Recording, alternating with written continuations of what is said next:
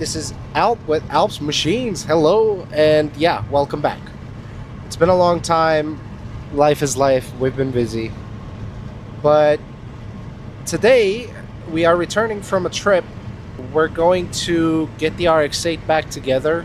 We had a few fallouts with our upcoming projects and everything. Like I said, life happens. Right now, we're on US 41, going back to Miami from Naples. In hopefully a few weeks, we'll be towing the RX-8 with the Audi, hopefully. If not, we'll get it there somehow and pull the motor out and see what we can stuck in next. And hopefully it would be something beefy. Stay in tune for that. However, this episode is more of a journey episode, I'd say, in a way where how life has been with the Audi. Surprisingly, she's been really reliable, really good. Very dependable car. Started on every start, literally. And despite the high miles and little bits and bits here and there that we have to fix, it's been more or less what an Audi should be. Ooh, sorry, mosquitoes. Everglade is full of them. We've been enjoying our time with it. Honestly, the car has so much torque, so much good power. She's worth restoring and preserving. And throughout my ownership, and let me be honest with you, before my ownership, I never even considered, let alone had information on this car existing. You know, I was always looking out for a M5 V10, which, you know, has been my favorite. But by sheer luck, I found this car, and the timing was right after the RX-8's engine was blown, the price was right, and I just got it. I've been driving it. She's been good. Monstrously fun car. Very practical car. It's expensive to upkeep, I'm not gonna lie. You know, there are cons to the car. Working on it is a bit of a nightmare. Everything is so tightly packed, so delicate. Because of either the previous owner or anybody who worked on the throttle bodies, I have to buy new throttle bodies because we found a vacuum leak recently that we temporarily fixed. And we just got to get new gaskets, and since the whole thing is aluminum as a setup, the bolts are stripped and you can't even retap those kind of things, because then, you know, it's just too much work. Each throttle body is about 800 to 1,000 or something like that, as far as I can tell. Fuel injectors have been good to me. Fuel economy has been good to me, would you believe it or not. I just have to fill it up once a week, just like any other car. It's a highway car. It does good on the highway. There's definitely decent power. You know, enough power to compete to newer cars. Enough power to keep up with at least Miami Highway, which is, you know, full of cars that are souped up. My verdict, though, am I going to keep it, or am I going to get rid of it, or sell it, or whatever? I am split. I love the car. I don't want to get rid of it. But then again, that engine has to come out at some point, and it's daunting. It's daunting because there's no one that I know, and I'm not just going to leave it to Audi and just let them charge me $20,000. That's not happening. Because remember, we're doing things for you who may not have the financial comfortability to look out for special cars. So we're trying to figure out ways, without Mickey Mousing, on how to take care of rare and special cars, being budget friendly and everything. So, is she budget friendly? If you're a little bit lucky with the previous owner, yes, she's budget friendly.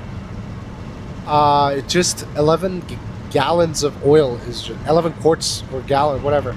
It just takes a butt ton of oil. It's just horrifying. It's just a fuckload of oil. It's just when we were refilling the oil, it just didn't end. We just had to put bottle after bottle after bottle, and you cannot overfill it by even an ounce, because then the whole system is going to lose its mind. The problem with these cars, at least, let's say from 2003 to 2010, from 2015 maybe, with those cars, the problem is technology has went through the early 2000s and transitioned into 2010s, and there was a huge shift. So pre-2010 cars tend to be like a little, what am I doing here, what's going on here kind of electronics, you know what I mean? After a certain set of miles on the car, it's definitely finicky. It's definitely not the best technology compared to today, and for its time it was highly advanced. However, it's just, they get confused, you know what I mean? They just get confused. Those are hard to take care of. Aftermarket support for the C6 S6, like this very car, is horrible because no one knows, or nobody has done anything. But then again, it's a very limited production car. I get it. Oh my god, it was a Pelican I thought I was gonna hit. Damn. So very limited production. JHR is the only company that made a tune for it, which kicks up the power apparently pretty good. We're gonna try that. That's gonna happen to the Audi. Deserves the tune, because once the Audi gets the tune, I'm gonna get rid of the secondary air injectors, and maybe I won't even need the catalytic converters for the car to run healthy, because we do not have emissions regulations in Florida. So I could make a custom exhaust and get the most out of the car. And hey, the AC is broken. That's why the window is down. The compressor is like $680, and thank God that's the only problem we have in terms of the AC. It's just pain, and the car has to be on a lift. It's better to be on a lift for us to be able to change the AC compressor. Luckily, she's not leaking any oils apart from the PCV line, which we're going to change. That's also another $300. So I'm basically, with labor, looking at least $2,500 for this car to be restored mechanically. Mechanically it will be restored.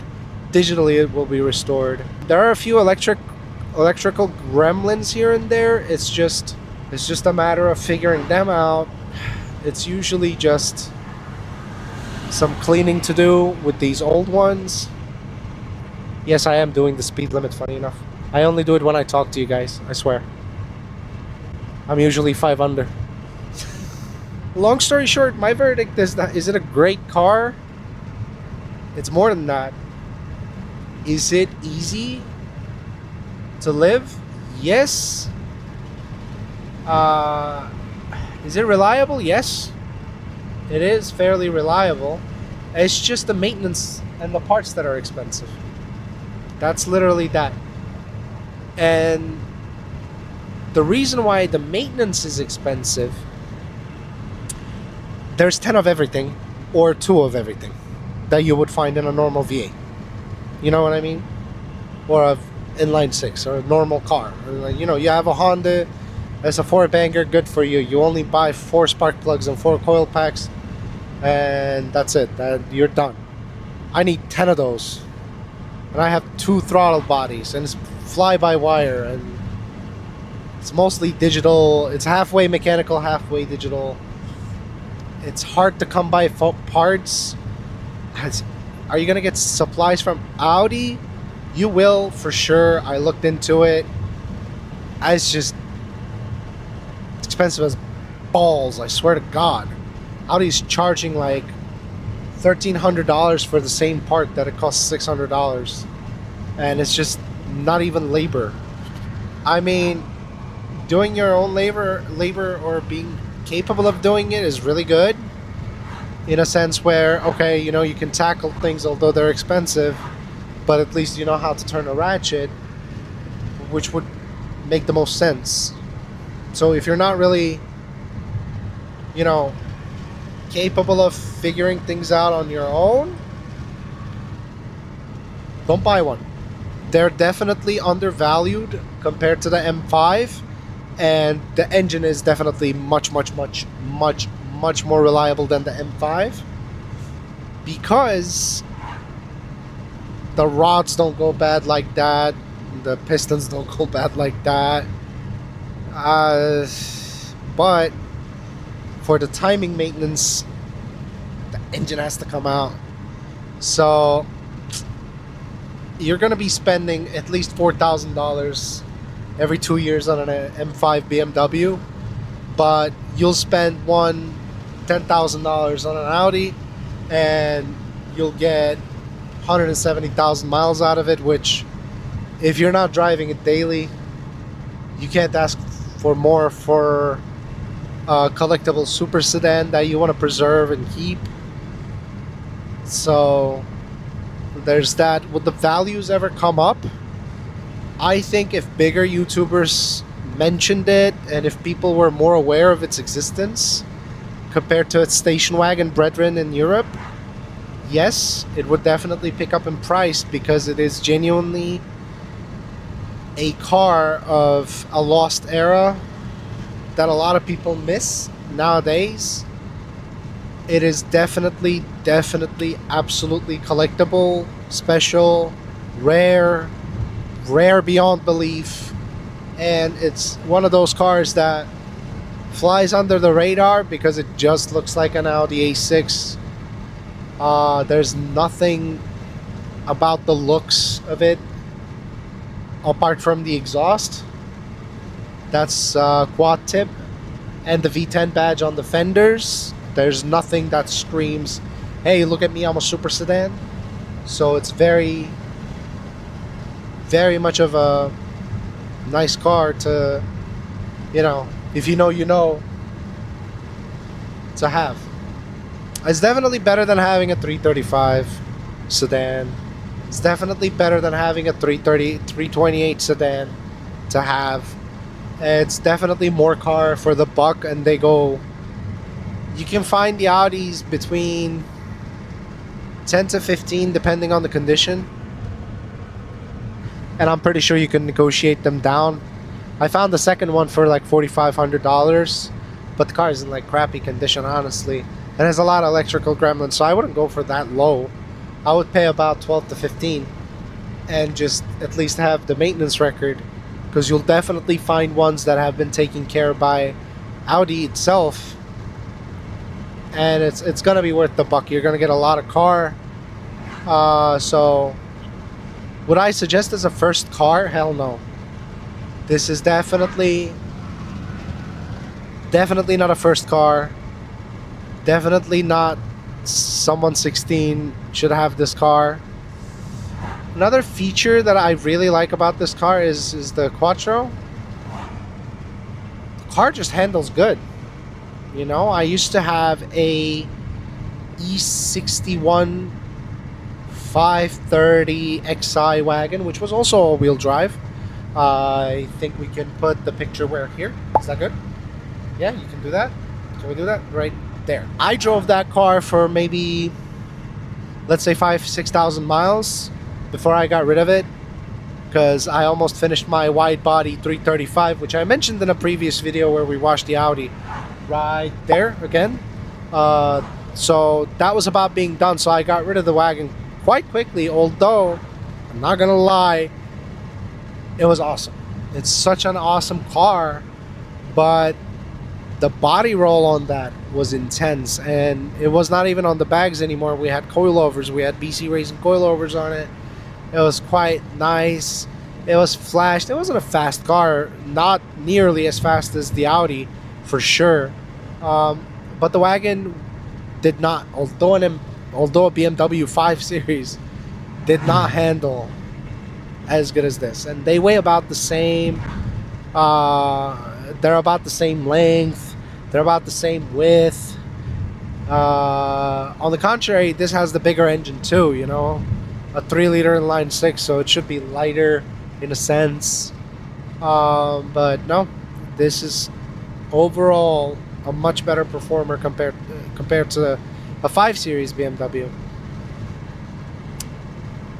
It would compete with an M5 pound for pound, I have no doubt. And on a dig, you're definitely taking out an M5 for sure.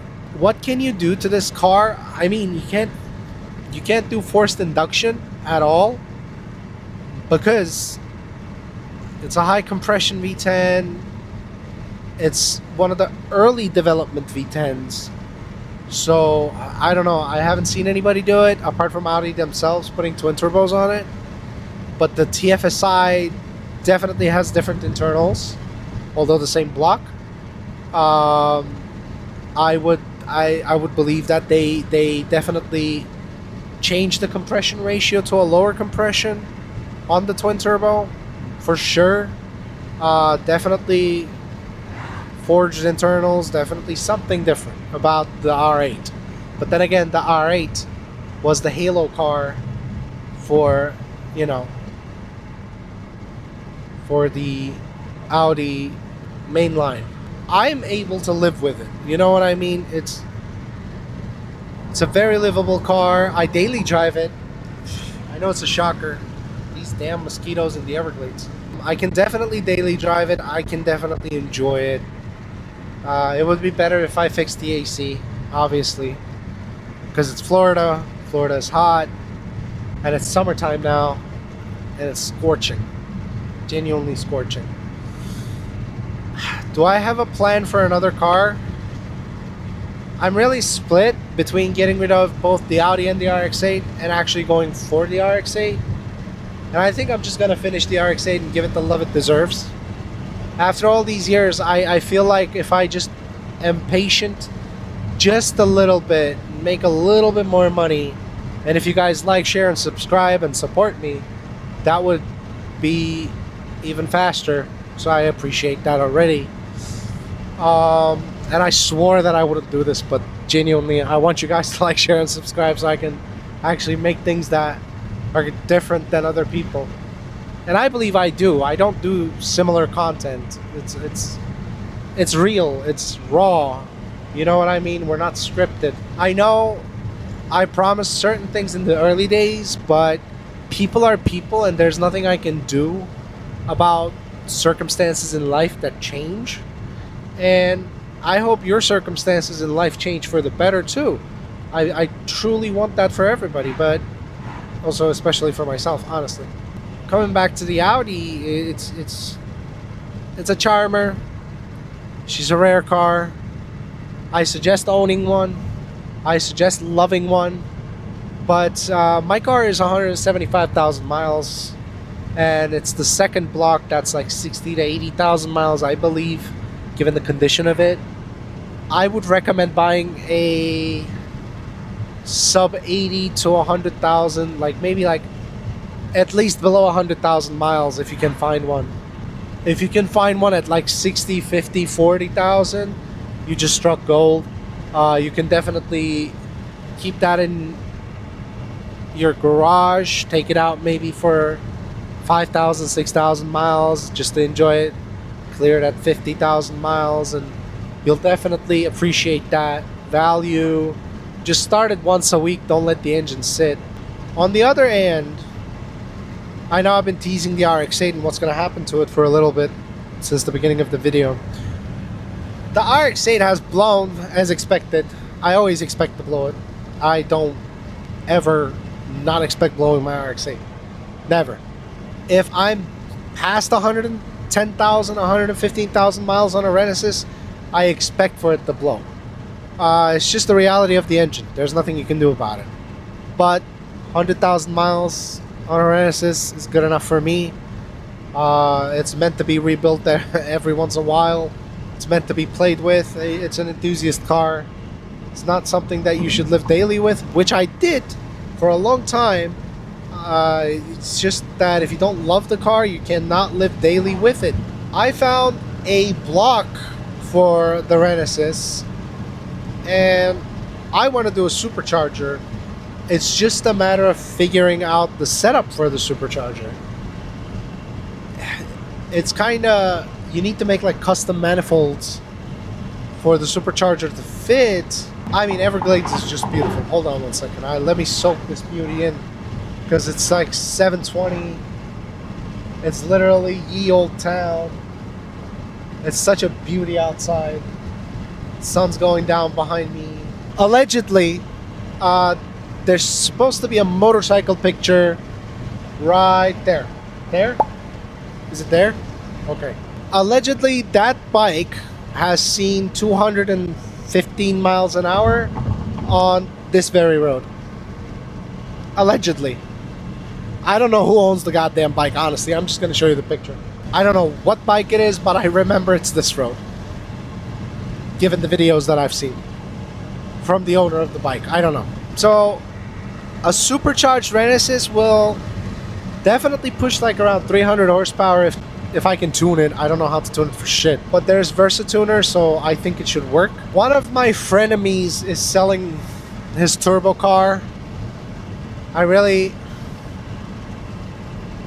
don't know if I can buy it out of him. Maybe I'll just drop that straight up and just be over with it. Just get it over with. I'm really thirsty, so I need to buy water. Let's go buy water together. Whatever. Because I am genuinely thirsty. Also, we didn't even do like less than a quarter of the gallon ever since we left Fort Myers. Today, we were in Fort Myers. We filled up in Naples, coming out on 75. I believe we did about 80 miles in trip, because we did 40 miles going to 75, and then we left 75 for Everglades City, which honestly we should have recorded, because it is definitely cool, but it looks like a ghost town, I'm not gonna lie.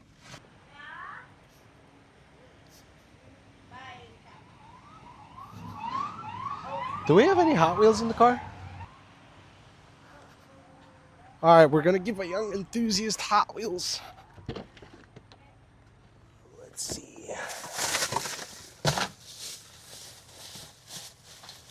Oh, we only got 2? Never mind. We're gonna give this, although he deserves better. I got something for him. Oh. I see you like cars. Huh? Ta-da! There you go. It's you. Thank you. You're welcome. It's yours.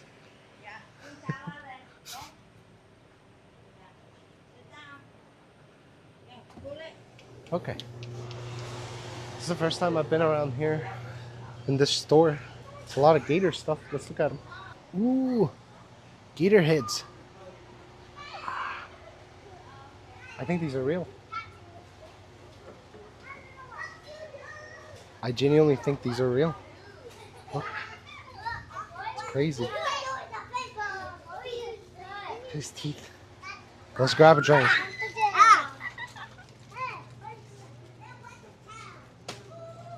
So obviously I can't have every drink because I've been on a carnivore diet for, did I finish a month? I finished a month already? I think, no, it's been a month and a half. I'm at week 6. Week 6. Week 4? Jesus. Okay, Monster definitely sponsors people for extreme sports. Red Bull does. I need to strike a brand here. I definitely need to strike a brand here. Bang is not interested in what we do. Full Throttle doesn't make zero sugar, so. And they do not have Rockstar available. Like I said, the carnivore diet actually comes with a con. I can't drink any sugar, eat any sugar or anything. We're gonna beg Monster to... Oh yeah, they have the cucumber one. Is there any snacks I can have? Pork rinds. Can we find pork rinds? I would hope they would have like pork rinds or something. Like chicharrones? Do you think they have chicharrones? Oh shit, there it is. Okay, calories 80, cholesterol 5%, sugars no, fiber no, carbs no. Yes, I can replace potato chips. Shame that I can't even have the flavored ones. So let's buy our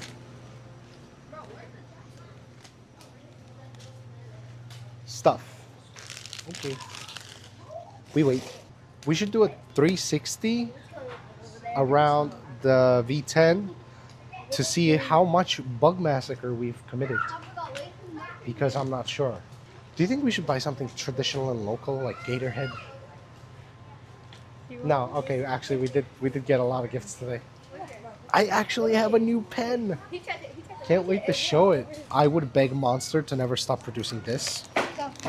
I'm doing free advertisement here, Monster. Sponsor me so I can develop the V10. I would definitely want this never to stop. This is my favorite one. It is the most refreshing Monster they've ever made. Everything else is like, but this one is like, it just goes. I swear to God. And please sponsor us. Hello. Please, pretty please. You guys got enough money for this? The sad part is that I can't even have chocolate. It sucks. Really. But what I'm actually, you know what? For a little bit, I'm going to talk about the carnivore diet and its effects. I don't think it's for everybody. I feel like my body can handle it. But I did go through what I went through for it at the end of the day.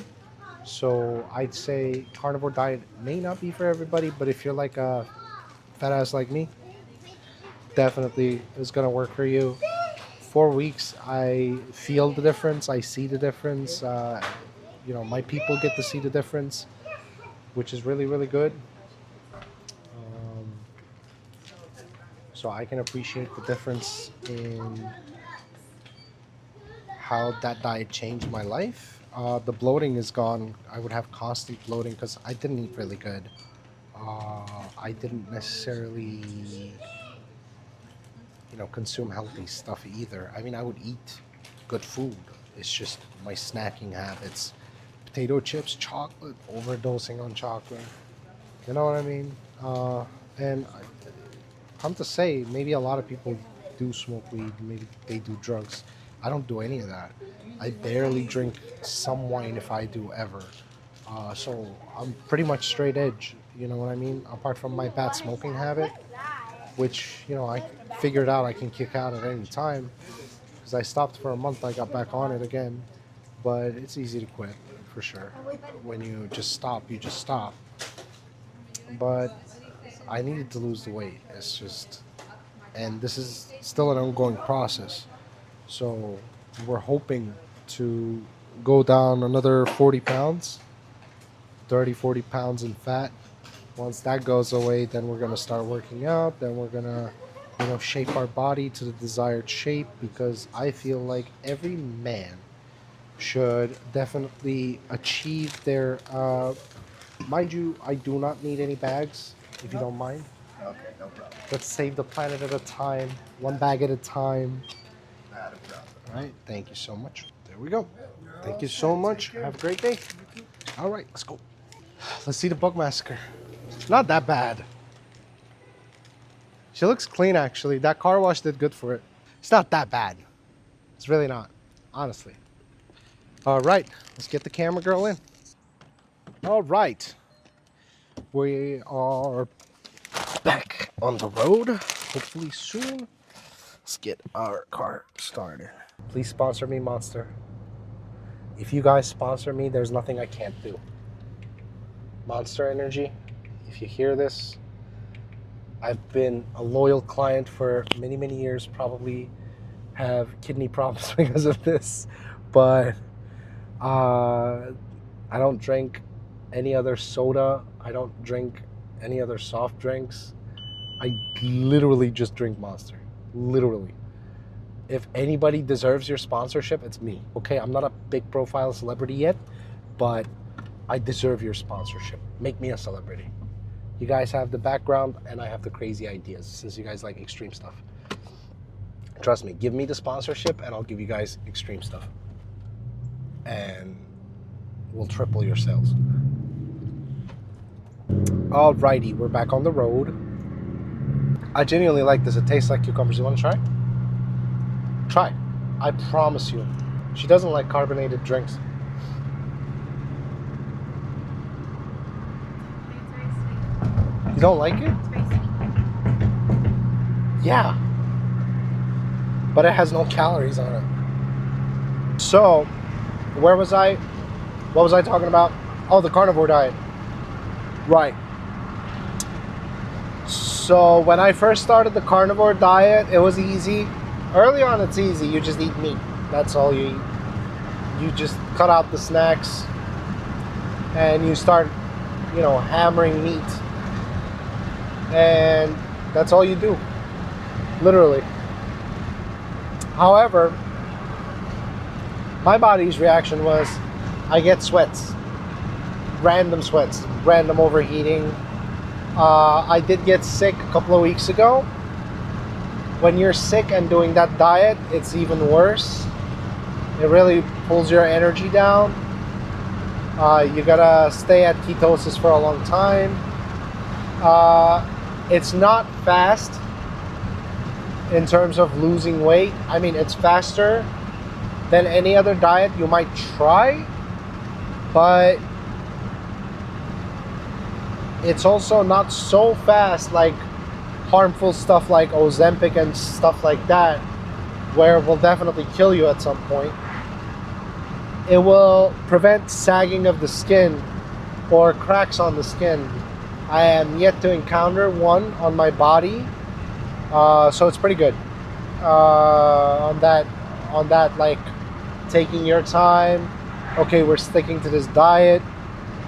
My testosterone levels increased. They were already high given my age and how I lived my life for the most part.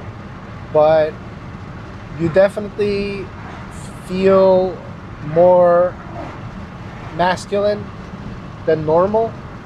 I don't want to say aggressive because it's not aggression that I'm feeling.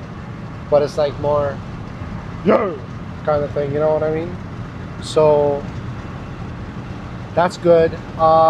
Feeling the way I do is good.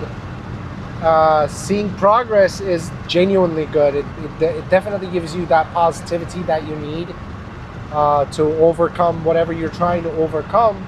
And my middle name is Overcome. So, if you all knew my stories. There are certain stories that I want to tell you, but there are certain stories that's just my life that I don't think I'll ever share on YouTube or publicly. But just like all of you, I went through my own troubles. I'm just slightly luckier than all of you. That's all. You know what? That's wrong. I'm not luckier than any of you. I would say I'm a little bit more resilient, and I live my life based on my logic rather than my emotions. And there's a reason for that. This is not something I was born with. This is a skill I developed over the years, which if you want to listen, I'll tell about it. It is genuinely all the disappointments, all the heartbreaks, everyone who's lying, everyone who's being a piece of shit, everyone who hurt me. I just took something out of it. You know what I mean? Because at the end of the day, how I treat people is very from the heart, very much from the heart. And a lot of people, I don't know how, I have no idea how people are capable of such thought processes where they're like, I can use that to my advantage, or I can definitely soak this up. So if you guys are considering yourselves mostly heartbroken or hurt by other people, I'd say don't blame yourselves for it unless you've done wrong. Because the trick with the emotional state that I'm in is that you got to be realistic with yourself. You cannot lie to yourself. You cannot say, oh, I'm right in everything. You got to admit your own faults. The problem that I have with that is I'm very, very harsh to myself, which I don't suggest you do. You know, I'm genuinely very, very terribly harsh with myself. I get warned about this all the time, not only by my wife. I mean, forget about my wife saying that to me. My friends say that to me. Random people we meet say that to me. On a positive note, I get compliments on having so much potential, whatever. I get it. But like I said, I'm nothing special. But if I can show you one trick that will make your life easier against other people, which assuming, let's say, 80% of them on the planet are evil intended, then be proud to be of that 20% that good intended and find your own people and live your life based on what you feel is right, which is important. What you feel is right, if not aligning with society, then you might want to get a reality check. Because remember, reality and logic is a big part of, how I comprehend life, how I perceive life. It's interesting that they put walls up here. It is destroying my tires, I swear to God. It's just the endless construction in Florida right now. And they're turning this into a highway. Wow. La-di-da. Yeah, destroy the old road. Can't have anything nice. We want it to be a part of the nature. Why are you just extending the lanes? You already have 75 for that. No.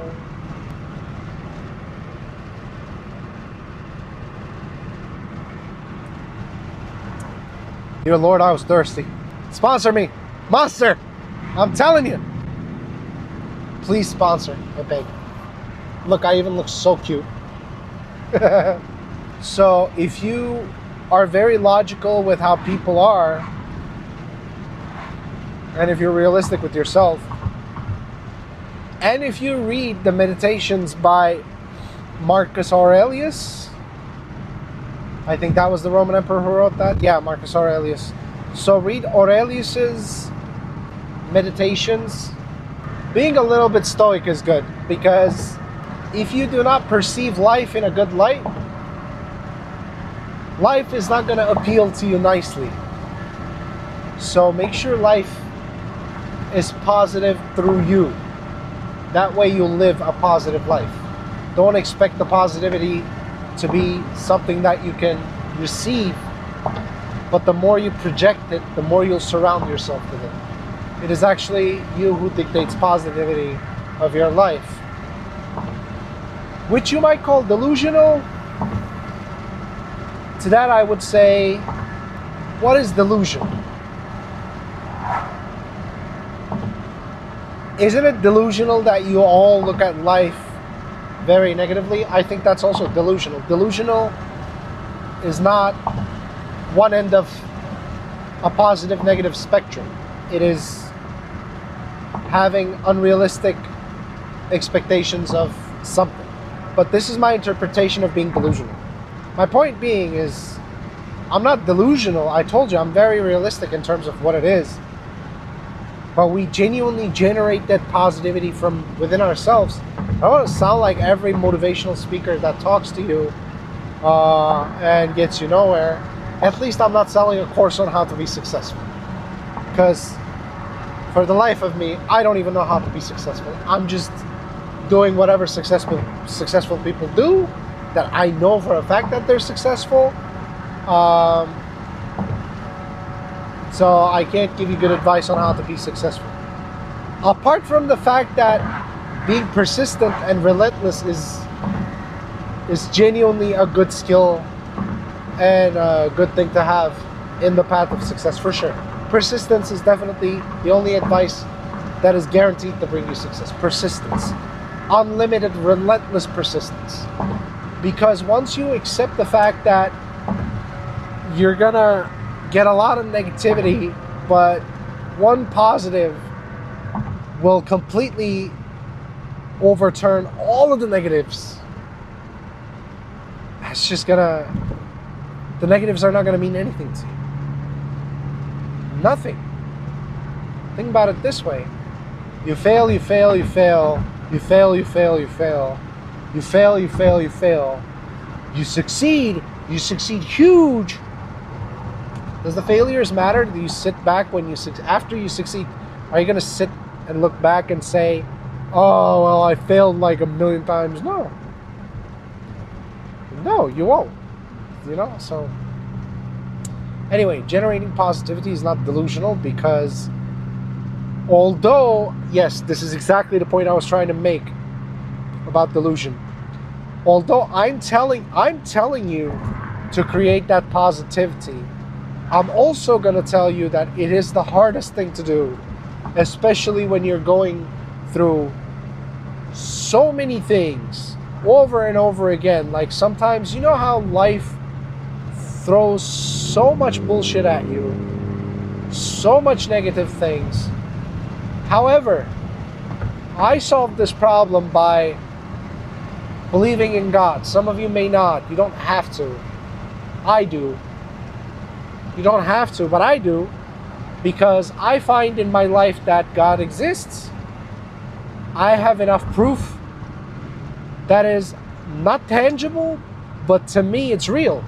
So I believe God exists, and no one can tell me He doesn't in any theological or scientific argument, because I don't look at it in a very specific roof. I think it's something that I concluded in my own mind, in my own philosophy, that God has to exist because such and such and such and such happened in my life, in my personal experience, where God has revealed Himself to me.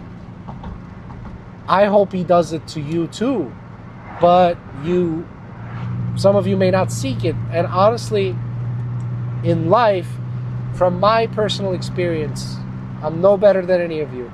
From my personal experience, I tell you, whatever I sought in my life, from my heart, I found it. I really did. And I must have sought God at some point in time, maybe during COVID. Because during COVID, I was going through a lot, including being homeless, just so you know. So don't tell me that I'm a spoiled bastard, you know? I may come across as such when I'm entertaining people, but I went through my own humble experiences in life that are not easy to swallow for anybody. But let's say you're going through some bullshit, and you're perceiving it as like, oh my God, oh, life is miserable. We came to this planet to suffer. Oh, motherfucking, this girl left me. I'm fucking dying here, man. Any relationship that ends and you're sad over it, you're crazy. But never mind. You know, or, oh my God, such and such happened. Apart from like the death of someone you love, there's really nothing you can't overcome. Okay, I'm gonna have to cut this short because we're having technical difficulties about our battery life. But long story short, my friends, I'm definitely putting that RX-8 together. You all are definitely capable of achieving your dreams. Thank you for watching. I really would like Monster to fucking sponsor me already. Please. Life is not where you should suffer. Life is not miserable. Life is what you make what of it. So make it positive and make it good. Love you all.